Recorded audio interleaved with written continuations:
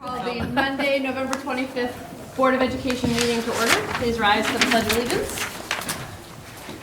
Pledge allegiance to the flag of the United States of America and to the republic for which it stands, one nation, under God, indivisible, with liberty and justice for all. It's now time for correspondence and comments from the public. If there's anyone who wanted to share anything who's not already on our program this evening. Seeing none, Madam Secretary. You're welcome to come to our podium.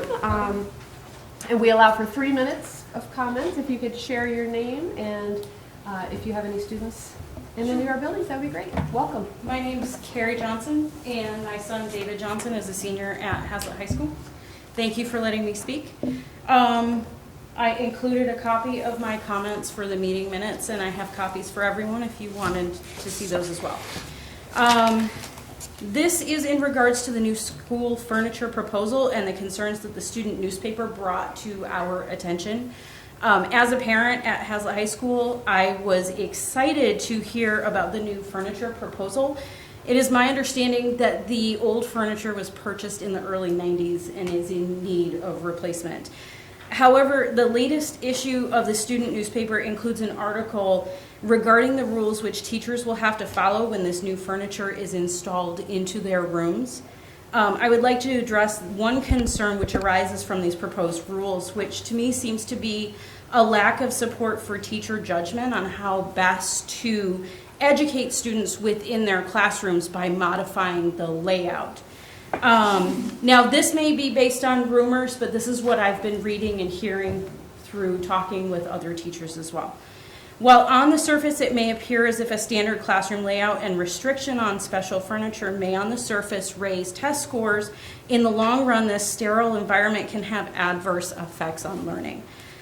Research published in the SAGE journal studied student achievement and school environment, and this research found that work in psychology and education has demonstrated the importance of environmental features that we term the symbolic classroom. These symbols include wall decor and objects that are displayed in classrooms. Far from being trivial details, these features powerfully affect classroom culture. The objects present in a classroom influence performance and shape student aspirations, which is partly why teachers have displayed pictures of presidents, inventors, and thought leaders in classrooms for many years. Objects in the classroom can include more than just photos and posters on the walls. It can also include bookcases with supplemental reading available for students to check out, a free-flowing classroom with chairs rather than desks, where students learn language through movement and kinetic activities. In these cases, the furniture is a tool which enhances learning, allowing the students to engage with the instructor and their classroom. Professor Robert Sumner wrote in his 1977 book, Theory into Practice, regarding classroom layout. The teacher's educational philosophy will be reflected in the layout of the classroom. The teacher should be able to justify the arrangement of desks and chairs on the basis of certain educational goals. There is no ideal classroom layout for all activities. A research study out of the Netherlands explored a different classroom arrangements and asked teachers which factors influence those arrangements within their classrooms. They said the most frequently mentioned reasons for small group The most frequently mentioned reason for small group was cooperation between students, whereas teachers who chose rows did so to create a quiet atmosphere in which students can work well academically. Interestingly, they found more teachers, 70% or more, actually preferred small groups, but they didn't always opt for that arrangement because at the start of the year, they wanted the students to concentrate on their schoolwork, and they worked in groups later in the year. Finally, the last results from the Holistic Evidence and Design study discuss the idea of individualization and how it impacts student learning and connection to their instructors and environment. The individualization principle relates to how well the classroom meets the need of a particular group of children or students. It is made up of ownership, flexibility, and connection parameters. Ownership is the first element and is a measure of both how identifiable and personalized the room is. Flexibility is a measure of how the room addresses the need of a particular age group or any changing pedagogy. Connection is a measure of how readily the students can connect to the rest of the school. In this area, there is a focus on how to make a personally optimized built environment that can benefit a pupil's learning process and behavior. For example, it is argued that intimate and personalized spaces are better for absorbing, memorizing, and recalling information. When children feel ownership of the classroom, it appears the stage is set for cultivating feelings of responsibility. And I would argue that a cookie-cutter classroom does not necessarily help to foster those feelings of responsibility. In my research, I have found the best contributor to student learning and achievement is through empowering teachers to use their best judgment within their classrooms. Please consider removing the restrictions on the new furniture requirements. Teachers should have both the autonomy and authority to determine which layouts and pieces best work in their classrooms for the subject matter they are teaching and the people who are using the rooms on a daily basis. Thank you very much for your comments. You're welcome. Thank you for allowing me to speak. Of course. Anyone else? All right, now we'll check on correspondence. No correspondence. Thank you very much. We'll move on to the superintendent's report. Thank you, President Lemmer. Just a couple things this evening. First and foremost, congratulations to the cast and crew of The Addams Family, directors Matthew Callahan and Samara Vala, and auditorium director Pat Hepper. It was a great show. If you got to see it, it was awesome. I got to actually go on Thursday and Friday night, so congratulations to all those who were part of that production. And then lastly, at the Finance and Facilities Committee meeting last week, we talked a little about the bond refunding, so I thought I would just take a minute and let Rick summarize the final results from that refunding. Sure, and thank the you. numbers. Yeah, we just recently refunded some of our outstanding debt, and we were able to refund it at a savings of about $473,000 to the taxpayers. That's just the most recent one, and I went back and looked. Went back all the way to 2012 and looked at some other refundings. We've done 5 since then and saved the taxpayers a total of just over $5.9 million in savings and interest costs. So just wanted to mention that. Thanks, Rick, and that concludes my report. Perfect, thank you very much. Thank you, Mr. Johnson. We have a couple of discussion items. We have an out-of-country field trip request. And I believe Ms. Snook is going to talk to us a little bit about that proposal.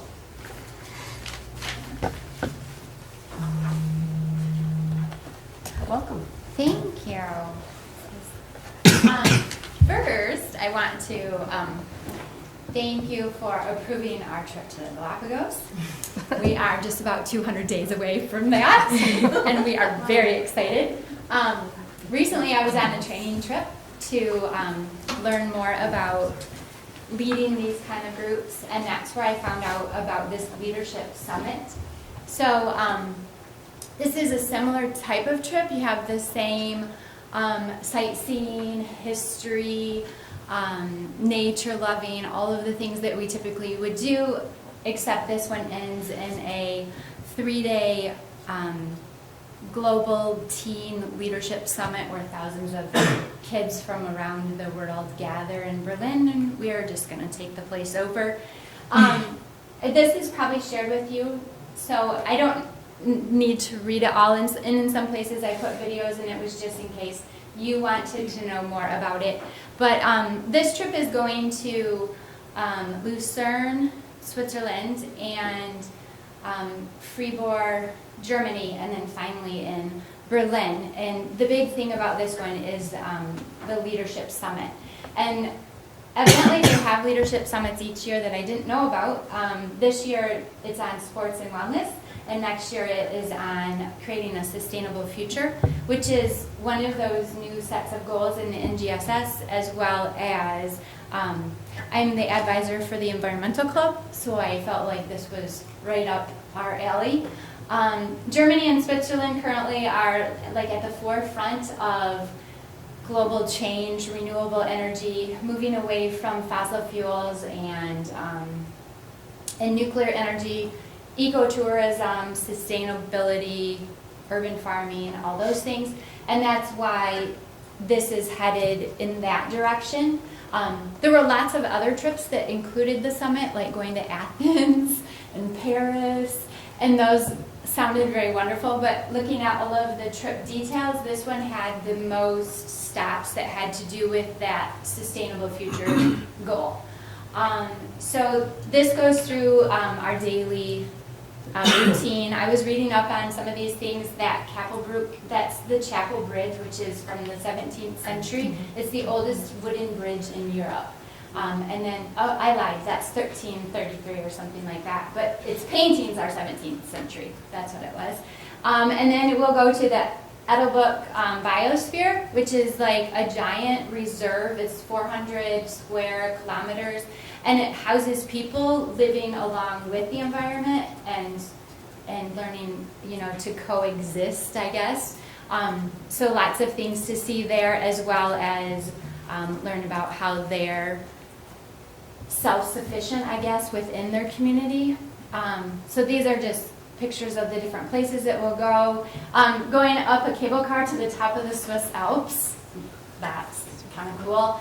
And that bottom one, the bottom right one, the water spikes, I thought that was pretty cool. It's kind of hard to see when it's dark on these screens, but what that does is it regulates the water levels for the city, so that was kind of cool.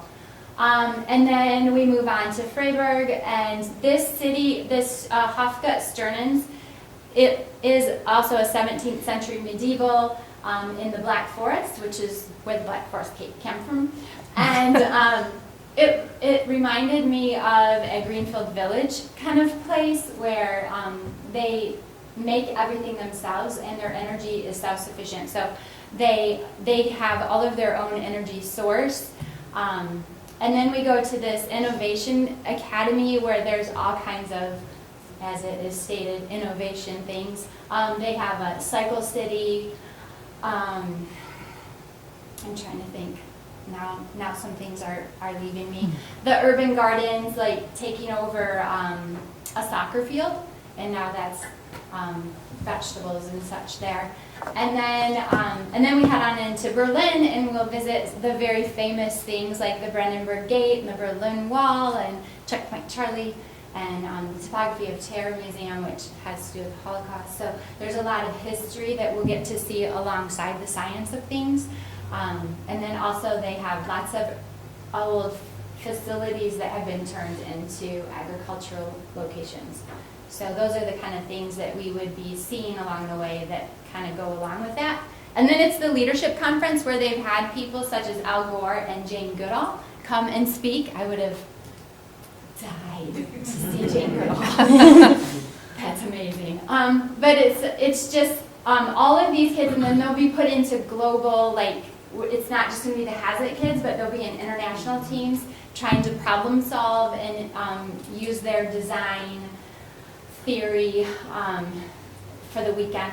And it ends in a big old global dance, I hear. So I think that would be super fun for the kids. This is just pictures from the Berlin trip. I write a daily journal when I go, and I'm going to encourage the kids to do this as well. I'm going to give them some journal prompts. But this is when I sat home to my parents today. I learned a lot about the wall, mostly that I never really knew much about the wall. And I think that's what we find. We think we know something until we're there, and then there's so much more to learn. And those are just a few of the standards.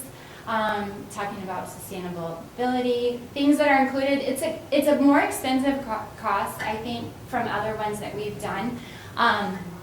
It covers all the same things, except it's also including the conference, which any conference that we've been to includes the cost itself, and staying at a little nicer hotel. Like, these trips are typically student budget trips. But we'll be staying at the conference center, and that is a little nicer hotel, so that ups the cost a bit. And then to bring in those speakers and all the activities that they'll be doing.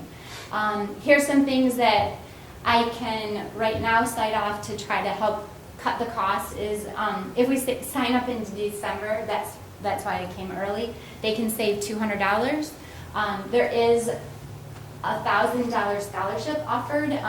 They're giving 100 students $1,000 scholarship based on need and merit, so we'll try to write some applications for that, I guess.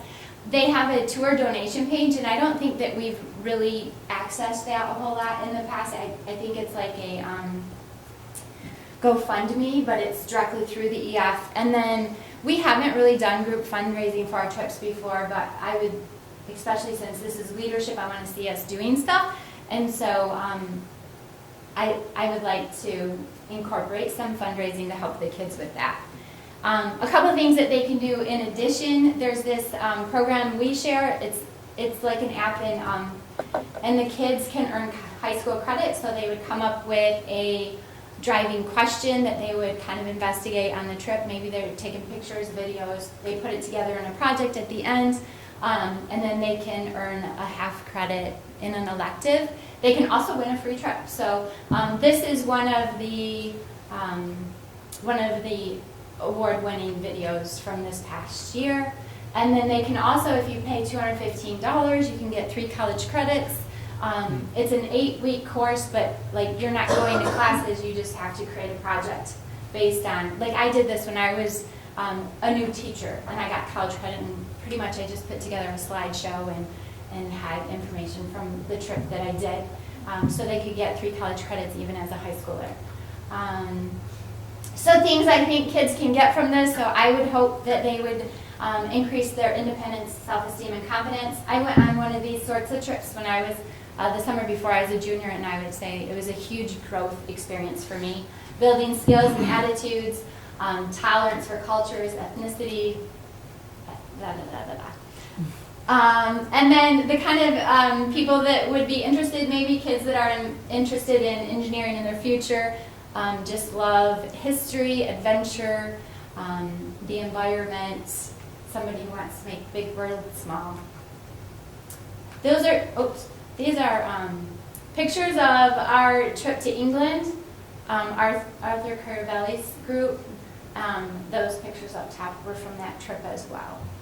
So I've been lucky in that I've gotten to go along with some other teachers, Miss Southwell, Mr. Caravelli, Miss Warrow in place of Miss Dykeman, and now we get to go again. So we're really lucky that we've had these opportunities, and I think this one is going to be a content knowledge one for me as well, because I think these are some of those standards that I'm not strong in, because it wasn't part of my education growing up. So I'll get to learn, I think, as much as the kids will. So that's that.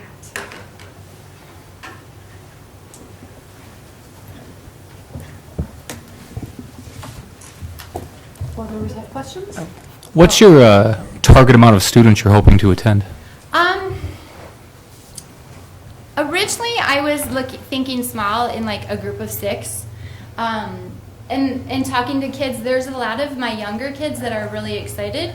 And so a couple groups of that size would be good. I think 15 to 20 would be nice. Do you know how many students attend the conference, like from all over the world? They had, I heard thousands. Okay. But I'm not sure if that is accurate or if that was the giving big numbers. Gotcha. Thank you. Can I ask a couple? I did see rooms full of kids. Is it 9 through 12? It is 9 through 12. Okay. I thought I might reach out to Mr. Panetta. I think he has an environmental club maybe, and maybe just throwing it at his 8th graders that are in that club. Okay, and then is there, if you get up to 15 or 20, I'm assuming you're going to have other chaperones going with you Yes, too? yes. Okay. Every 6. Just double check. Yeah, every 6 paid, there's another chaperone added. Okay, thank you. Well, thank you, Ms. Snook, for bringing these kinds of opportunities to our students. This could be really terrific. There was just an article in the Washington Post today about Copenhagen trying to reach carbon neutral by 2025, Yeah. and the kinds of things that they're doing in their city in order to be carbon neutral by 2025. So, so this would typically be, since it's the summer of 2021, so students who are graduating in 2021 would still be eligible to go on the trip. Yes. So it would potentially, we're talking incoming freshmen in 2021 and then graduating seniors. So really, we have about 5 classes. Yeah. 5 And grades. that's why I was gonna reach, That could- just like, kind of like, who would you nominate? Yeah. From the 8th grade? Okay. Yeah, and maybe do like an invite. So I'm trying mentally going through, because you're gonna wanna I would argue, start doing some of these fundraising things. I was pleased to see that that's something that you're building into this, because as you noted, it is a larger Yeah. price tag than most of our trips usually are. We've got a nice long window to Yeah. help the students achieve those goals. But would it be it's not this year's 8th graders, It would be a year from now. so how I soon was do we only get gonna them? target the 8th grade. As in this year's 8th grade? Yeah. Okay, so that they would be 9th graders then? They will be Yeah. 9th graders. Because 2021, Into I'll get a chance to know them, but the 7th graders will just be coming in 21, I won't know them yet. Okay. Yeah, so I was just gonna talk to the 8th graders. So they will have completed their entire freshman year? Yes, yes. So really, we'll just have the 4 that are in high school at one time. Right. That makes sense. And who might be interested / invited, I mean, that's a pretty broad. Right. Are you, besides environmental studies and science classes, are there particular classes, like some of our trips, it's AP English has Yeah. priority and then we backfill. Right. Or Spanish has priority, then we backfill. Is there Yeah. a priority? I think the 3, like biology and earth science and world history are the 3 that I would target. As it turns out, my environmental club is mostly seniors. The whole idea was for them in the first place. Any other questions? Very exciting. As you know from your experience, we will take this up for our official decision at our next meeting. Okay, thank you. And I would love Thank you. to highlight your science-themed I know. dress this It's, afternoon. it's pretty fabulous. And I'm hoping that after we take the Galapagos trip, I would like to bring some kids back to share their Yes, experience. Yes, please. That don't know that. awesome. We would love that. Thank Many you. of them may be in college. Yeah, I think we'll have some younger ones. But these kids, for sure, they're gonna have a project to do. Wonderful. Thank you very much. Thank you. So our next, hopefully equally exciting presentation, outdoor activity project at Ralia. Ms. Horwath and, are you both here? Do we have another presentation behind us? So we'll scoot back again. Yeah. Thank you. Welcome. Yeah, first of all, just thank you for having us tonight and listening to our idea for our new project. So as you may know, we are going into our 10th annual Race for Ralia this year. So we're hoping to make it bigger and better than ever. And we were presented with an opportunity to look at some new equipment for our playground. And when we started looking, we got really excited about it because one of our goals at Ralia is always providing opportunities for our kids and families to promote health and wellness. And whether that's our Walking Wednesdays we have every Wednesday, Mileage Club, the race, we're just always kind of looking and promoting health and wellness with our community. So another goal for this project is also to provide a community amenity for anyone in Hazlet to use, obviously after school hours, but again, just promoting health and wellness within our community. This also offers us a chance to work with community partners and corporations in the area to reach our goal. So these are some pictures of what we're looking at for our project. It is called the Elevate Fit 2628. It is, we're referring it to as our ninja course, our Rallia ninja course. So the layout can vary depending on which obstacles we choose. We have 11 obstacles that we can pick from, and it is on a turf base. And so we've looked at the playground and we've figured out that we have enough space for this. And so I'm just going to play this short video so that you guys can kind of see it in action and what we might be looking at.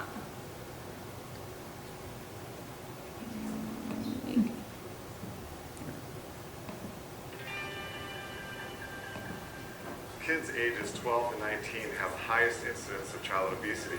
And we really challenged ourselves to say, how do we bring some products to market that can appeal to that group? And the competition we have is fierce. We have all of the screens and the devices, and we need to get those kids, those teenagers, outdoors and give them the opportunity to get a great workout, to get exercise outdoors, and to have fun while doing it. When we came here to APEX for our demonstration site, what we found was it's not only that age group, we're seeing families of all ages here. We designed the Elevate Fitness course to be very versatile so that we can offer a number of different course obstacle combinations to fit every budget and available space. There are more than 11 unique obstacles in Elevate that challenge every part of your body and fitness level. This is the wall clinger. The wall clinger is the highlight of the Burke Elevate Fitness course. The wall clinger tests your fitness at many different levels. It's reminiscent of a lot of the Ninja Warrior type of courses, so it's very exciting for all of the users to conquer and move up levels. It works your legs, your core, your upper body. It's really probably the event that has the most strength and fitness. And there's a variety of ways and challenge levels to use this, but it's the finishing obstacle on most of the courses, and it's just an incredible workout when you get to The doorknob jam. This was designed purposely with 3 levels in mind, so when you can traverse the outside, you can go across the monkey bars, or for level 3, you can move across on the outside, work on your grip strength, upper body, shoulders, and back. Communities are really starting to see the return on their investment. And Apex is a great example where we are today. They're investing in the Elevate Fitness course, in playgrounds, in recreation trails, and folks want to move here because of it. If you have someone, a kid or an adult, that maybe is not very athletic or their fitness level is not very advanced, they can start at a lower level, and there's a series of exercises and activities, even games that they can do on that event. If someone comes out here and is fitness mature, they can challenge themselves by going up another level, or 2 levels, or 3 levels. And they can do that over a period of time where they can really see a progression and an advancement. And we know through our research that we love to get that sense of achievement or accomplishment. And Elevate provides that opportunity.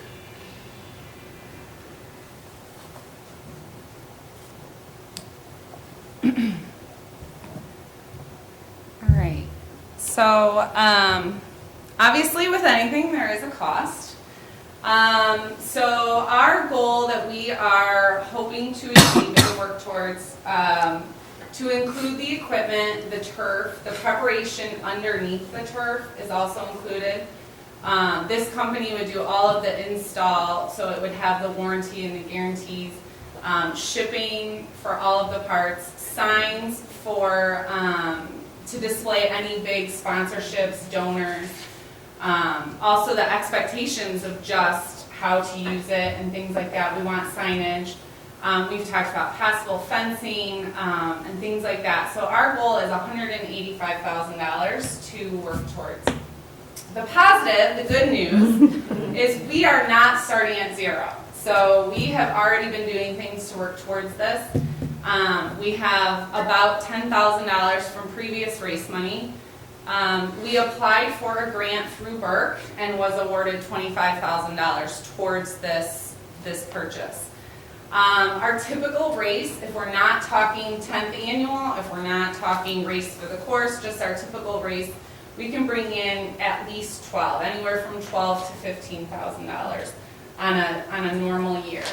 So really we're working for $138,000. Lots and lots of money, but we have already been working and talking to people, and we have a plan. So, we are all about asking for money. But the few people that we have talked to, we've had some really great reception. I feel like Raleigh is a beautiful hub for the community, but also for our schools. They're so close that this could be a site for all Vikings to be able to use, not to mention the neighborhood as well. And so I feel like this would be such a gift to our community. And so we're going to be connecting with, currently we've been working with our parent-teacher organization, and we have a group that's specifically targeting big donors. So they're going out to find corporation sponsors, and they seem to think that we're going to get there with no problem. So we're really confident. We do have a timeline because from the moment that we apply for the grant, we're given a year until we have to use that. So, that's a little bit exciting and nervous at the same time. But this year being the Race for Raleigh's 10th year celebration, we're really going to push it and plug for it so that our students can take ownership of this and really want to sort of make a difference at Raleigh. And even students who are in 5th, 6th, 7th, 8th, high school, seniors who are Raleigh graduates, or just people who use the facilities, it's something that they might even want to gift back to Raleigh or our Hazlet community. So we've talked about a variety of ways that we could work to raise money, be it local connections with businesses, possible opportunities for parents to get together and enjoy beverages with drink tickets or whatever, or just simple things like our box tops that parents will send in, or Amazon Smile, just using those things where they're not really asking families to do much more. We're really excited to sort of push this and use this as sort of the platform for what we're raising the money for this year. And to really use this as sort of the groundwork for the Race for Raleigh, racing for the course. That's our whole theme this year. So that students that typically get sponsorship money might also say, well, you can sponsor me, but we're also really working hard for this. And so people might be more excited to maybe give a little bit more in their pledges. And also just making sure that we're connecting with the community. Absolutely. Since this is going to be available to everyone, it's not just sending letters home over and over to our same students and same families, but really going out there and talking to these corporations and local businesses and seeing what they can do to help us sponsor this. So that is where we're at. We are very excited. We're going to kick it off. Our plan is to kick it off with the students soon so that we can get this information out to families and get people excited about it and talking about it and really just get it out there in the public. Does anyone have any questions? This is really pretty cool, and I would really encourage you to reach out to the high school athletic families. Go, Athletic Boosters meets on the third Monday of the month. And if you want to do one of these benefit nights at the restaurant, Culver's, I would strongly encourage you to tap all of the athletic networks at the high school. I mean, the band just did one. We earned 20% at Culver's. We got $1,000. So if the band can do that, if you can reach out to all the athletic families and get them to turn out on one of these nights, you can probably earn a pretty nice chunk of change pretty quickly from them. Plus, I know the cross-country team really, really well. And I could see them having a workout there. I could see them using it for a core workout to break the monotony and you have some fun. And that's what we want. That's our goal. Yeah, so I would strongly encourage that. And, maybe they're able to do something else as well, but I would give that a go. Thank you. And we have very active Rotarian and Kiwanis clubs serving. Yes. Meridian Township has an openness, so I have contacts for both. All right. Thank you. Anybody else? But I do have some logistical questions. I'm trying to visualize where the course is, because you said you plotted it out and you spaced it out. A lot of what you see as the current playground is fenced, which doesn't give that inviting, open to the community feel. So where would this be in relation to either current equipment and or the fencing? This is going to be on the north end of the soccer field. So we were very considerate not to interfere with the Meridian or the Hazlitt education, the soccer fields and the baseball fields and all that. So it's on the north end. Currently there's 2 cement basketball courts there that don't have rims that we're not using. So those would be taken out and we would put on that plot right there. And it's right next to the parking lot. So if you are somebody that's parking at the school parking lot, the one that's not in front of the school, this is the one that takes you right back. And oftentimes, if you're there on the weekends, you'll see people in the community that will drive over and they'll just like walk their dog, or they'll walk the track, or they'll bring families over. So oftentimes people that do utilize that space will park back there. So back where the kids' connection trailers used to be? Yes, Correct. exactly. Yeah. I'm dating myself. And then another question about, I guess, some of the equipment they were showing being Michigan as a northern climate. So I've done some similar, or I've heard similar presentations. I work for an aging organization, Tri-County Office on Aging, and organizations working with older adults. And there are different kinds of multi-generational kinds of things. So kind of 2 questions related to that is, they talked about the all ages, all families, which would be a good push, but also the equipment and like how much of that is all weather. Do you have to take it down during the winter, or do you have to store any components? What's the, you mentioned warranties and things like that, but what's the wear and tear being a Michigan climate?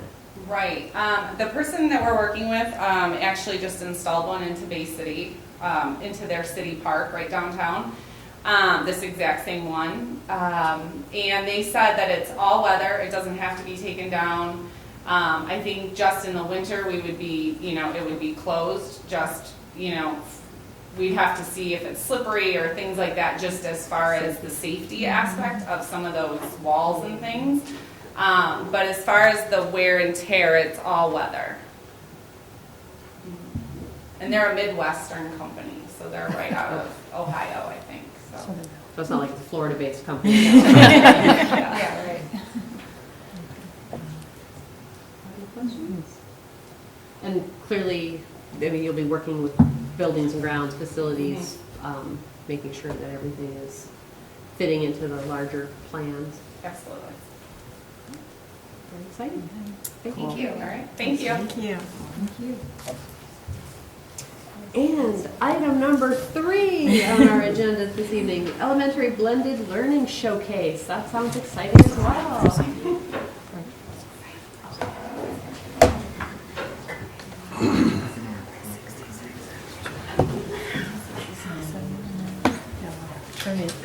Yeah. It's a little puzzle.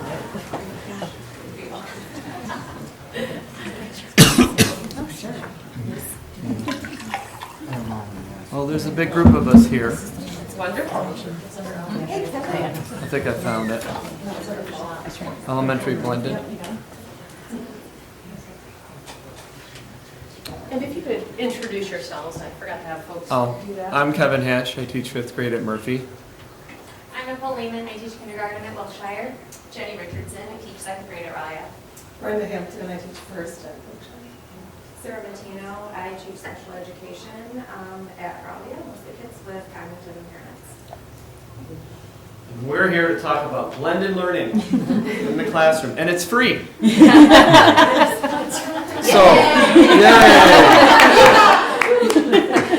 So we've had this presentation done for a little while, but all of us kind of put together some things that we do at our buildings. We split the upper and the lower elementary up because we're doing different things at different levels.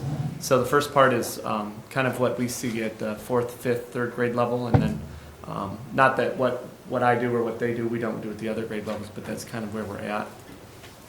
Just quickly talking about what blending learning is, you've got your what a traditional classroom would be with the teacher leading with instruction, kids doing worksheets and or reading books and answering questions, solving problems.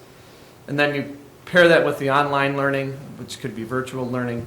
And I think the key thing for me and what I think a lot of teachers believe is that the blended learning is more of letting the kids kind of take over the process of learning on their own, where we can give them a guideline, some outlines of what to do, and then let them figure out what they're going to do with it.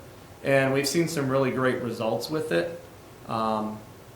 Some of the things that we do in the upper elementary, this picture here to the left or to the right is my Google Classroom dashboard.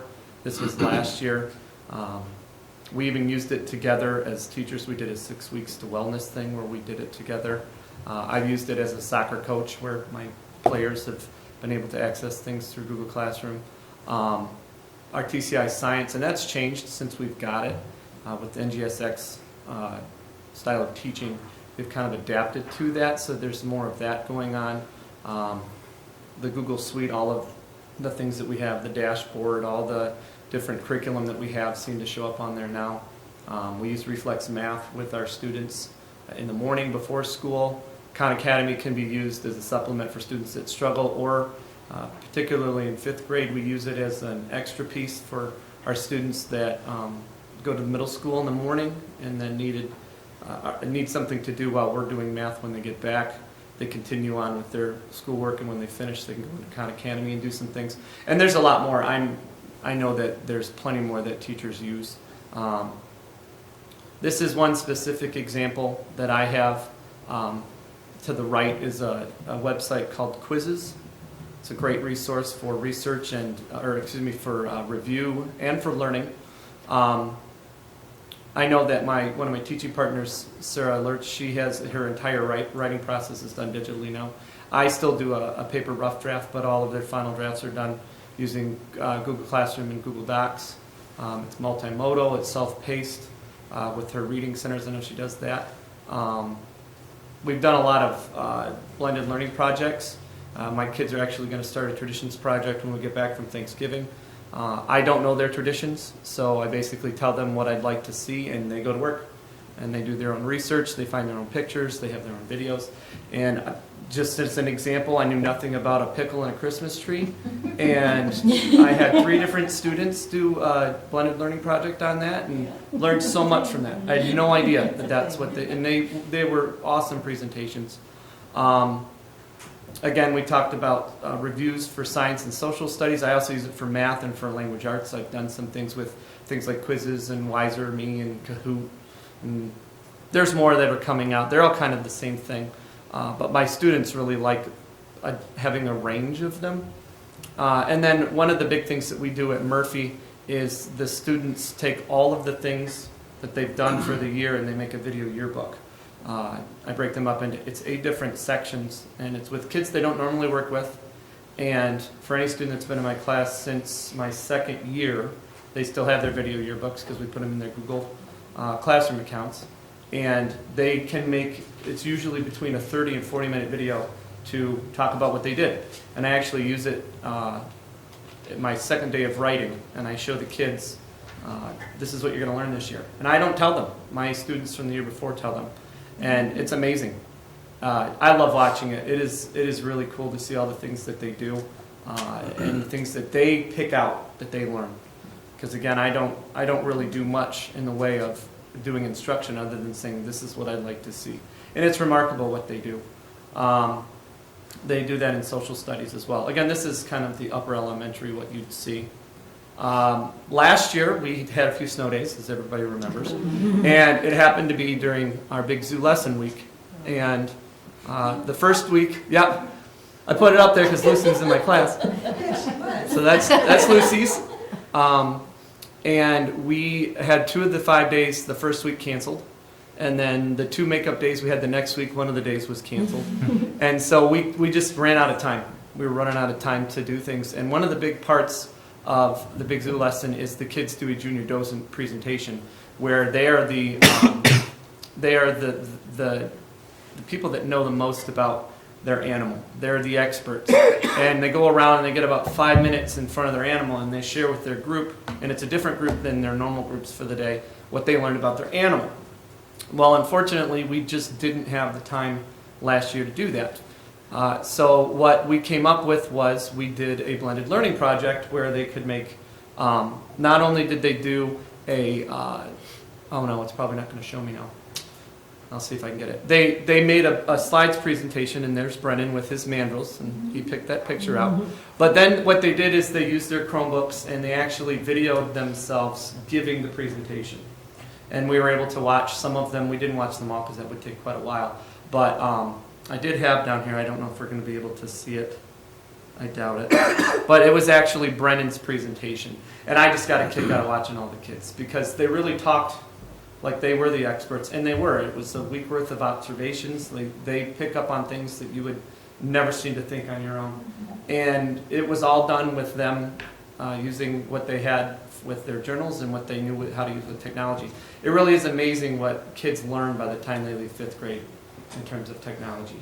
I think about when I was a 5th grader, and obviously technology was different. I think we had 2 computers in the whole school. But What's a computer? well, not going to say that. But it's just amazing. And the expectation we put on them with this blended learning is very high. But I think the reason why we do it is because they rise to the occasion. I'm extremely proud of what my classes have done with the end of the year project. This was just an added bonus last year with not being able to do it at the zoo. And so you can just kind of mold and shape lots of things that you used to do just kind of basically in the classroom and turn it into blended learning. And so that's what I have for the upper elementary. And I will step back.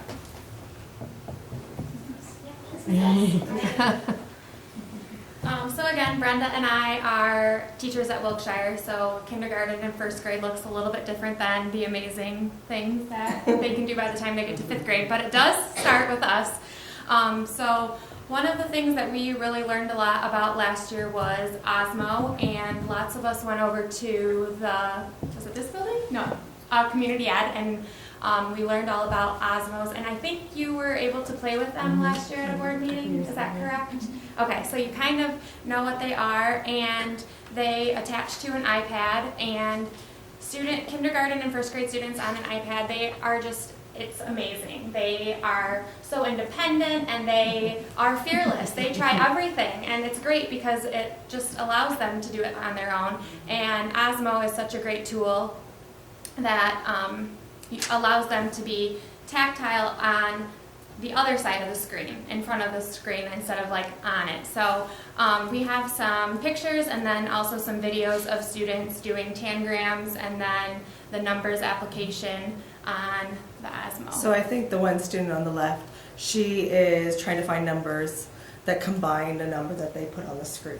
So they have a bunch of numbers and they have to decide which 2 numbers equal it. So it's really great for like their basic number facts, or really getting a grasp on numbers. They love the tangrams.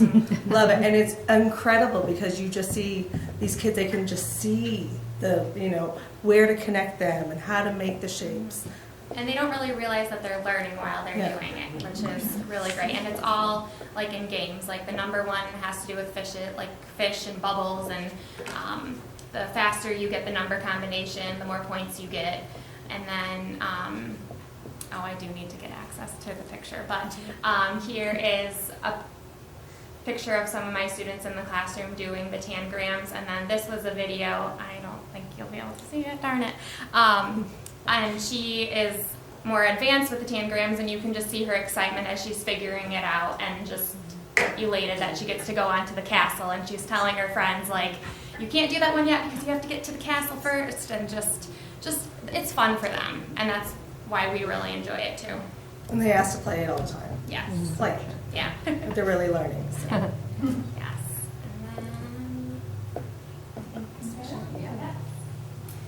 So now that you know what Osmos are and what they can do, we use them in our classroom all the time. So as you remember, I am a special education teacher. I teach mostly kids with cognitive impairments.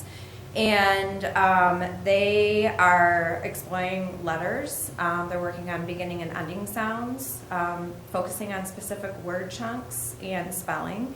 And as you can see, they're doing a lot of that all on their own. So they're just kind of exploring those things and learning, and just like they were saying, just absolutely love it. In math, again, they can do tangrams. Some of them are doing addition, subtraction, multiplication, working on their number sense, and number exploration. You're not going to be able to watch my video either. When they're doing this, they just have a real enthusiasm for learning. They're just really excited to be able to put those pieces of the puzzle together, and the program really has a lot of, they clap for you, and the kids just get really excited. And as you can see in the middle picture, the student is working on with his letters, and he's able to sit there and do that independently. And when my students can do things independently, that just really helps them grow, and they get really excited to do that. The video was of a student working on a tangram picture, which was a pretty large picture. And you can see him just kind of working it and trying to figure it out himself, trying to flip pieces, and finally gets it at the end, and he's really excited for himself. So. All right, so again, I'm Jenny Richardson, and one thing that I kind of have taken on in the past few years is Seesaw. So think Facebook, but it's a student portfolio, and it's completely private, and it's a fabulous communication tool between the school and home. So we use it in a variety of different ways. You can't really read what's up there, but here's some of the different tools the students can use. They can take photos, videos, they can do drawings, they can access pictures from their camera on their iPad or computer. They can write notes, they can link things, add files, and anything you do, you can then record your voice over it, add a caption, label parts. So we use it a lot of different ways. In the beginning of the year, as we're getting to know each other, the kids will take a picture of like a selfie, and they'll put some labels on there, like I really like to travel, and I love to read, my favorite color is pink, and they can get to know each other that way. And then everything that they do gets posted on their account, and then their parents will get an alert saying your child has posted something, and they can automatically see it, they can leave comments, they can like it. And the kids just love that. They're like, oh, my mom left a comment, she thinks I did a great job. But it's also a good learning tool, so then we can also use it when we're labeling the parts of a plant. So when we're talking about our plant unit, we can show the roots and the stem and the leaves. We use it for reading fluency, so my students will post every week a passage. They'll take a picture and they record their voice reading the passage, and then they can evaluate themselves. Am I fluent? Did I make a lot of mistakes? Should I go back and try that again? Which is really cool too.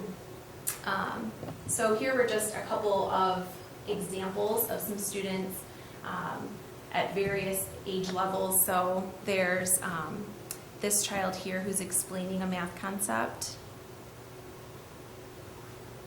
This is a group of 16, and I figured out 16 is an even number because there is 8 groups of 2, and none left over. I can also do an addition sentence. 8 plus 8 equals 16.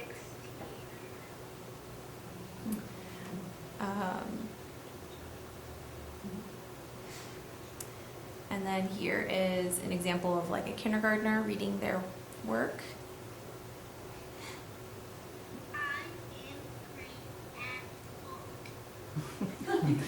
So cute. Or, older students reflecting on science. I learned that if the air moves one way, the rocket moves the other way. So a lot of different ways that they can connect it back to what they're doing in the classroom and learning. Here are just more examples, older students, high school. So this was from last year, towards the middle of the year, just showing that Wiltshire, how many pieces of work were added by students mid-year. You can see it's a huge number, 26 teachers in the building were using it. There were 672 families that were connected. The comments, you can just see kind of what the classroom looks like. The layout looks very much like Facebook, which the kids also get excited about. This was Ralia last year. It has certainly grown this year already as we have more and more teachers using it, and every single student in our building is connected through the STEAM classroom as well. So they're posting all kinds of different things. The other great thing about Seesaw is that the teacher can use it to connect to parents. So sometimes I find that that's my fastest way to reach a family, to send them a message or an alert, hey, library day is tomorrow, and their phone dings, and lo and behold, all the library books come back the next day. So, there's that aspect of it too, which has been awesome. And parents also appreciate it because sometimes that's their fastest way to reach me, is through messaging me through Seesaw, because again, it contacts me through my phone and it alerts me, unlike my email, which does not alert me. So I always tell them if it's something urgent, send me a message through Seesaw and I will get to you right away, compared to email where I might not see it until the next morning or the next day or whatever. So. And I believe that's all. Thank you.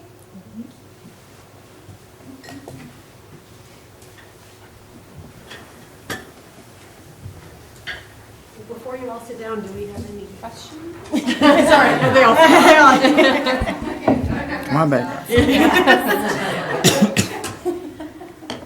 questions? Not so much a question. I was just going to say that I love Seesaw. I'm at work all day, every day. My wife is very fortunate. She gets to volunteer in my children's classrooms and gets to see what's going on. I don't really get to see that.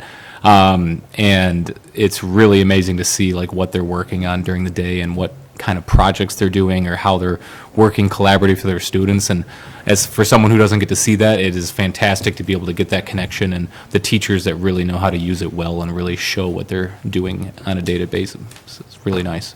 Yes, I would agree. It's interesting because I've been using Seesaw now for 3 years, but my child has only been in the school system for 2 years. And in the past 2 years, both of his teachers use it, and I love it because when I get the alert, I'm like, ooh, what is Logan doing today? Because I don't get to be in his classroom either, so I don't get to see what he's doing. So it's a great connection piece, and it's a great talking tool too when we get home at night. It's like, oh, I saw you were making something with the steam bits. What was that you were creating? And gives us something we can talk about. That's usually what I do as well. My son will be like, well, how do you know what I did today? And it's like, you didn't notice a camera, watching me? Yeah. No, I think it's great, the different platforms. I think similar to what Josh says, we don't get to see it all the time. So, and my kids, I say, what did you do today? And I get like 1/100th of what they did. Stuff. I did something. So I think it's great to have more ways for us to see what they did, with their Google Drive, and especially with my older one, like I can go in and see some of what he's working on. So it's a nice way to engage parents in new ways too, and for us to understand not just what they're learning, but how they're learning it. And I think when done right, gives us some ways or some ideas on how we can support that as well. So it's been fun to watch kind of the development from my oldest when he was in kindergarten to now my youngest in kindergarten, and just the different ways it's used in the classroom. So. Well, I think that to follow up on Molly, I think it provides a lot of opportunities to communicate with parents, and maybe there's an opportunity to use it for some of those tutorials when parents can't come to a session that you might hold in your building to teach them how to support reading or something else. Maybe there's a way to show them through some of these tools how to do that. And the other thing I would ask to just keep an eye on, I noted that there were more students than there were families that had necessarily connected. So we always have to pay attention to whether or not we have an access issue, whether or not we have some families who don't have access to technology at home. And I know last year, Kiwanis Rotary did quite a bit for some of our middle school students, but we need to pay attention to access at the elementary level now, too. I know we have some teachers in our building that, if there's a tough concept during the day, they will make a video on Seesaw of what it is that the kids are supposed to learn, and then they send that out for parents to help at home. as a parent of first, sixth, and seventh grader, I get told all the time, that's not what my teacher Yes, well, That's not how it especially, is yes, said. especially some of the new math methods. Yes. It is nice. That's not the definition she gave me. Yeah. Yeah, I think whether it's Seesaw or I know several teachers use Remind, and those are nice things to say, by the way, we covered this today, this is the homework, here's where you can find it. I think all of those ways of just letting us know too, so we can make sure to best support our students. And we definitely want to keep an eye on the access and make sure all parents are able to access the information. But I think the more ways you can play with the, you know, the tools that you have and how that can engage the parents, I think would be great. Anything else? Great. Thank you all very much. Thank you. Thank you. Very informative evening. So the less interesting thing. Let's go to board reports. Policy personnel, you're listed first. So we met last Tuesday.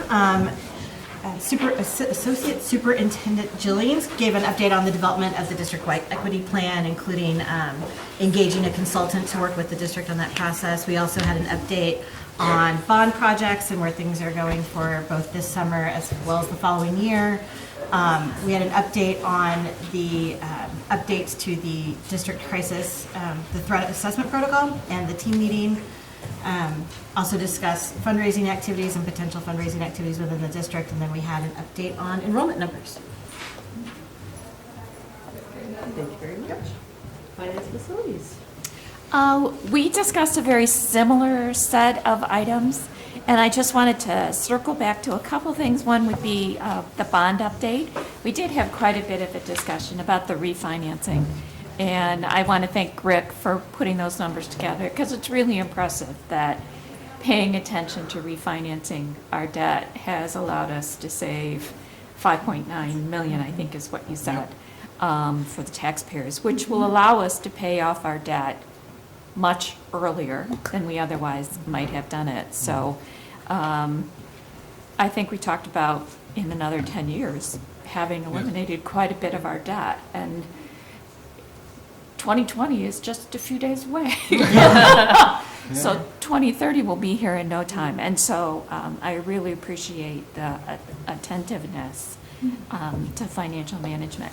And the other thing would be the work on by the district crisis team, their ongoing work to address any crises might arrive, and their willingness to look at the new piece that we put on their plate of addressing threat assessment, and the fact that they are looking at what they've already modeled for the crisis team to build upon that, to give them a place to hold more resources on how to do and address threat assessment. And I feel confident and I feel really comfortable that our district has been playing a lead role on this in our ISD. We're the ones who sought training and then brought training here that other school districts in the area have attended on crisis management. And again, they're a bit ahead of the game now on how to do threat assessment and how to better address that and build resources for our staff to be able to work on that. So thank you, Susan. Thank you both. We'll move to items from board members. Anything of note? I just wanted to mention that I went to the combined PTO meeting that was held at Ralia to address reading, and especially the third grade reading law. And the staff did a terrific job of putting together a program to explain it to families. And then they had books for families to take home. They could select a book that was appropriate for their student to read. And then they also broke up into small groups so that parents could get some practice at particular reading support techniques. And I just want to thank the staff for doing that, and I want to particularly note that our elementary building staff have made it a priority for our students to be successful readers for years. It's not new to them. They've been building their expertise and getting training and sticking to programs that work and adding new programs when they need them. They are truly experts, and I strongly encourage our elementary families to take advantage of the resource that's in their classroom, because they do an excellent job of ensuring that our students are successful readers. I know it was already mentioned earlier. I just wanted to just comment on how good the musical was. This is my first year able to attend. I took my son. It was fantastic. There was something different. It's obviously a musical that I've never seen before. It's not, something that was really expected. The acting talent from our students is so top tier. Many times just thinking, wow, these kids are only in high school? Because it was just fantastic. Their skill is going to take them far in life for sure. I'll echo that as well. I've had the pleasure of being a parent with kiddos on stage, but I'm a few years removed from that, and I still enjoy attending the musicals. They are top-notch, very enjoyable. The talent is amazing. Again, thinking that they're high school students. Mm-hmm. And it should be noted, and I've noted this in the past, we do have students who do go on and pursue professions in the performing and creative arts. So they get a wonderful platform of that here in Hazlet District, and always really great fun to see them in action. And we have a new choir director, and we didn't skip a beat. That's right, exactly. So congratulations to Mr. Callahan and Ms. Vala, and everybody on the cast and crew behind the scenes. John Dale Smith, our pit orchestra director, everybody. Surely they welcomed a lighter day today. After all the hard work they put in. Yes. Those are long, the last Those are days, so many hours. long days. I thought about those kids today. That's right. And it's a bit of a downer. When they're done. When they're done, it's just There so are much. tears on that Saturday. Absolutely, absolutely. Well, great, thank you all. Anything else? Then we will move to the consent agenda. I'm actually following it in order. I tried to jump ahead again last week. So we have a couple of items.